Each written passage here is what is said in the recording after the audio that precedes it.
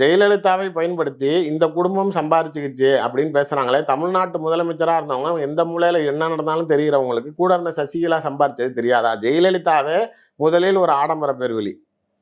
அந்த அம்மா நாளைக்கு புதைக்கப்பட்டப்ப அவங்க கையில கட்டியிருந்த வாட்சே 80 லட்ச ரூபா.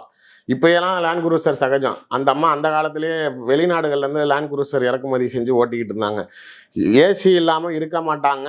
அவங்களுடைய ஆடம்பரங்கள் கொடநாடுலேருந்து ஆரம்பித்து நாளைக்கு அவங்க ஹெலிகாப்டரை தவிர வேறு எதுலேயும் போக மாட்டாங்கன்னு அவங்க வாழ்ந்த வாழ்க்கையை சகோதரியாக நினைத்து கூட இருந்தவங்களையும் அதே வாழ்க்கையை வாழ வைக்கணும்னு அவங்க செஞ்சப்ப இருவரும் நாளைக்கு இந்த ₹1 சம்பளம் கிடைச்சா போதும் அப்படின்னு சொல்லி கோடிக்கணக்கில் செலவு பண்ணி கல்யாணம் பண்ணாங்கல்ல. அப்போ அந்த பட்டுப்புடவை கட்டிக்கிட்டு ஆபரணங்களோட 2 பேருடைய புகைப்படங்கள் பார்த்தீங்க அப்படின்னா இந்த அம்மா புடவை கட்டிட்டு எந்த அளவுக்கு நகை போட்டுருக்காங்களோ அதே அளவுக்கு சசிகலா போட்டிருப்பாங்க. ஸோ எந்த டிஃபரன்ஸும் இல்லை. 2 பேருமே ஒரே அளவுக்கு இவங்க சம்பாரிச்சாங்க, அவங்க சம்பாரிச்சாங்க, அவங்களுக்கு தெரியாது, இவங்களுக்கு தெரியாது, இவங்களுக்கு தெரியாது, அவங்களுக்கு தெரியாதுங்கிற மாதிரி 2 பேருமே எல்லாம் ஓப்பனாக தான் வச்சுருந்தாங்க. இன்றைக்கும் ஜெயலலிதா உயிரோடு இருந்ததுன்னா அவங்களும் இவங்களோட போய் கம்பெனி இருக்கணும்.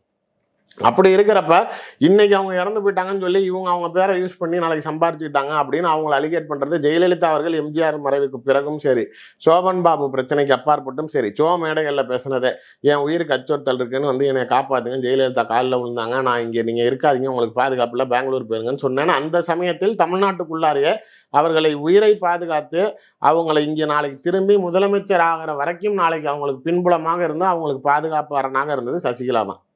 அந்த மாதிரியான கஷ்ட காலத்தில் அவங்க நின்னாங்கிறதுனால தான் அவங்க அதிகாரத்தில் எந்த சூழ்நிலையிலையும் நாளைக்கு சார் என்னை வராதன்னாங்க, போயஸ் கார்டனுக்கு நீ கட்சிக்குள்ளார இறங்காதன்னாங்க, இப்படிலாம் இவங்க பேசுகிறதெல்லாம் நாளைக்கு குடும்பத்துக்குள்ளார சண்டைகள் சச்சரவு எல்லாத்துக்கும் வரதான் செய்யும். அக்கா தங்கச்சிக்குள்ளார அடிச்சாதான், அம்மா அப்பாக்குள்ளார சண்டை போடாதா, புருஷன் பொண்டாட்டிக்குள்ளார வராதா? நீ ஜெயலலிதாவுக்கு வேலைக்காரி தானேன்னு பேசுகிறாரு எடப்பாடி.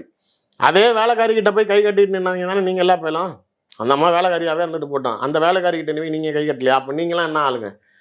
உண்மையிலேயே ஓ பன்னீர்செல்வத்தோடைய மகனோட திருமணத்தப்ப ஜெயலலிதா பேசுனாங்க, இந்த மாதிரி மகாபாரதத்தில் நடக்காது, ராமாயணத்தில் நடக்காது, இங்கே நடந்திருக்கு வரலாறு, ஒரு பதவியை கொடுத்தது திரும்பி அதே பதவி என்கிட்ட திரும்பி வந்துச்சுன்னு. இது என்னடா அது, இந்த அம்மா தான் கொடுத்துச்சு, அதை திரும்பி கொடுத்தது பெருசாக பேசுதான்னு நினச்சேன். இப்போ தான் புரியுது அந்த அம்மா ஏன் அதை பெருசாக பேசுச்சுன்னு.